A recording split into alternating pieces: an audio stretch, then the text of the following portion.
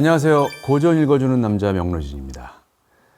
오늘은 맹자를 함께 읽어보도록 하겠습니다. 맹자는 지금으로부터 한 2300여 년 전 중국 춘추 전국시대의 철학자죠. 사람 이름도 맹자, 고전으로 남은 책 이름도 맹자입니다. 이 맹자의 한 대목을 읽어드리면서 시작하겠습니다. 하늘이 장차 어떤 사람에게 큰 일을 맡기려 할 때는 반드시 먼저 그의 마음을 괴롭게 하고 그의 뼈마디가 꺾이는 고통을 주고 그의 배를 골게 하고 그의 몸을 가난에 찌들게 하여 하는 일마다 뜻대로 되지 않게 만든다. 왜? 그의 마음을 분발하게 하고 참을성을 갖게 하려고. 그래서 지금까지 그가 할 수 없었던 일을 능히 해낼 수 있게 하려고. 제가 맹자에서 가장 좋아하는 구절입니다. 고리타분한 이야기가 쓰여 있을 줄 알았던 맹자에 이런 이야기가 써 있네요. 이 문장을 체화한 인물로 저는 남아프리카 공화국 최초의 대통령인 만델라를 들 수 있습니다. 흑인 인권운동을 하다가 27년간 복역했던 만델라는 정의를 위해서 투쟁을 했죠. 그런데 왜 그렇게 오랜 세월 감옥에서 고생을 해야 했을까요? 맹자에 의하면 하늘이 만델라에게 큰 일을 맡기기 위해서입니다. 아니 그냥 큰 일 맡겨도 되잖아요. 그죠? 근데 왜? 그의 마음을 분발하게 하고 참을성을 갖게 하려고. 그래서 지금까지 그가 할 수 없었던 일을 능히 해낼 수 있게 하려고. 그런데 이럴 수도 있지 않겠습니까? 맨날 굶어, 맨날 힘이 들어, 맨날 고통만 겪어. 근데 큰일을 못해. 그럼 어떻게 되는 건가요? 그것도 뭐 운명이겠죠. 맹자는 사실은 학자로 명성을 많이 떨쳤어요. 그런데 맹자가 우리 생각에는 좀 가난했을 것 같잖아요. 이렇게 뭐 이상을 펼치지 못하고 여기저기 돌아다니니까. 그렇지만 가난하지 않았습니다. 왜? 주로 상대하는 사람들이 왕이에요. 지금으로 치면은 대통령 자문 역할을 했던 거죠. 수레 수십 대와 수백 명을 이끌고 이 나라 저 나라를 돌며 유세를 펼쳤다고 나와 있습니다. 이 유세를 펼친다는 말이 뭐냐면 춘추 전국시대는 중국에 여러 나라가 있었지 않습니까? 그래서 그 이름난 엘리트 학자들이, 인재들이 그 나라에 가서 왕을 면접을 해요. 면접을 하면서 말하자면 얘기를 잘 하는 거죠. 이 인터뷰에 합격을 해야 이제 관리로 채용이 되는 겁니다. 맹자라는 책을 보면 송나라 왕에게 여비로 황금 70일을 받았다라는 말이 나옵니다. 근데 제가 또 누굽니까? 70일이면 도대체 얼마야? 찾아봤죠. 황금 1일은 2냥입니다. 근데 20돈이에요. 그래서 지금 돈으로 환산을 해보니까 2억 원이 약간 넘는 돈이에요. 차비로 2억 원을 받아요? 어우, 괜찮죠. 그죠? 이 맹자는 그런데 스스로 공자의 후계자를 자처합니다. 비록 공자한테 직접 배우지는 않았지만 공자를 사상적 스승으로 여기고 그 맹자라는 책에도 그렇게 썼습니다.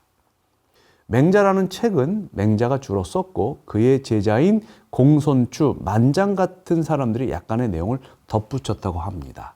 맹자가 이렇게 훌륭한 스승이 된 이유, 그리고 지금까지 알려진 이유 중에 하나는 훌륭한 제자가 있었기 때문입니다. 맹자에 나오는 제자와 스승의 대화 장면을 한번 보시죠. 먼저 제자 팽경이 묻습니다. 선생님처럼 수십 대의 수레와 수백 명의 제자를 거느리고 왕들을 찾아다니며 밥을 얻어먹는 것은 너무한 일 아닙니까? 맹자가 답합니다. 올바른 방법이 아니라면 한 그릇의 밥이라도 받아서는 안 된다. 그러나 올바른 방법이라면 순임금이 천하를 물려받은 것도 지나친 것이 아니다. 너는 우리가 너무하다고 보느냐? 아닙니다. 일하지 않고 먹는 것이 옳지 못하다는 것입니다. 만약 네가 농사 짓는 사람과 배 짜는 사람을 연결시켜 주어 서로 유통하게 하면 그들은 모두 네게서 밥을 얻어먹게 되는 셈이다.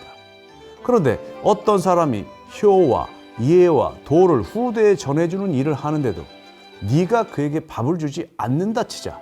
어떻겠느냐? 너는 어째서 목수와 수레 만드는 사람은 존중하면서 인의를 실천하는 선비는 경시하느냐? 예, 한마디로 말해서 팽경이라는 사람은 자기가 직접 몸을 써서 일하는 것만 노동이라고 생각했던 모양입니다.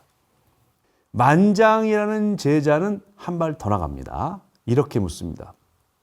감히 묻겠습니다. 선생님이 부정축제한 제후들과 교제하는 것은 무슨 까닭입니까? 맹자가 답했다. 공경하는 마음 때문이다. 제후들이 보낸 예물을 거절하면 불순한 것이란 말입니까? 높은 사람이 물건을 줄 때 이것을 옳은 방법으로 얻었을까 아닐까를 생각하고 나서 받는 것은 불순한 것이다. 그래서 굳이 거절하지 않는 것이다. 아니 그럼 속으로는 이건 그가 백성에게 빼앗은 것이니 의롭지 않다고 생각하시면서 다른 구실을 내세워 받지 않으면 안 됩니까? 법도를 지켜 사귀고 예의를 지켜주면 공자도 그것을 받았을 것이다. 만약 성 밖에서 남의 물건을 강제로 빼앗는 강도가 법도를 지켜 사귀고 예의를 지켜 선물을 보내오면 받아도 된다는 겁니까? 받아서는 안 된다. 아마 이때부터 맹자는 땀을 삐질삐질 흘리지 않았을까 이렇게 생각합니다. 서로 칼만 들지 않았지 피 튀기는 결전입니다. 질문과 대답, 동의와 반박으로 이어지면서 공격도 하고 방어도 하고 있습니다. 맹자의 제자들은 거침없이 질문을 했고요. 스승을 존경하되 궁금한 것은 무엇이든 집요하게 물었습니다. 책을 읽다 보면은 저러다 한 대 맞는 거 아니야? 이런 생각이 들 정도예요. 제자들은 비록 버릇없다는 말을 듣더라도 오해하거나 묵인하기보다는 차라리 내가 여기서 죽더라도 묻는다. 이런 정신이었어요. 어떤 면에서는 제자가 스승을 만든 겁니다. 맹자는 탁월한 이야기꾼이었습니다. 춘추 전국시대에요. 수백 개의 나라가 있었고 수천 명의 왕들이 명멸했는데 뭐 그렇게 눈에 띄는 왕이 아닌데 말이죠. 단지 맹자에 등장한다는 사실만으로도 중요한 인물이 됐습니다. 왜? 맹자 첫머리에 나옵니다. 맹자 첫 원문이 이거예요. 맹자견 양해왕. 맹자가 양해왕을 만났다. 뒤에 이어지는 문장을 보시죠. 왕이 말했다.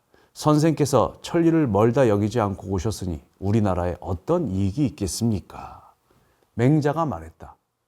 왕께서는 하필 이익을 말씀하십니까? 중요한 것은 인의뿐입니다. 맹자도 사람이 사회생활 너무 못해.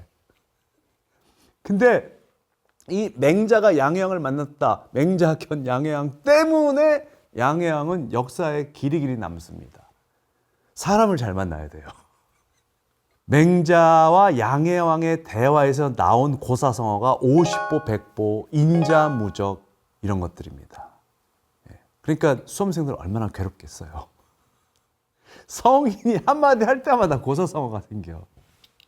맹자는 이 맹자 전편을 통해서 자신의 역성혁명 사상을 설파하는 동시에 정치가 무엇인지에 대해서 핵심적인 언지를 줍니다. 정치가 뭐겠습니까? 맹자가 답합니다. 백성을 얻으면 천하를 얻게 되고 그들의 마음을 얻으면 백성을 얻게 된다. 근데 백성이 바라는 것은 무엇일까요? 여기에 대해서도 확실하게 말씀하십니다. 단순하게 뭐냐? 안정적인 소득. 야, 내가 제일 바라는 건데. 안정적인 소득, 고정 수입. 이게 중요한 거예요. 2300년 전이나 지금이나. 맹자는 민심의 대변자여 혁명의 선동가였습니다.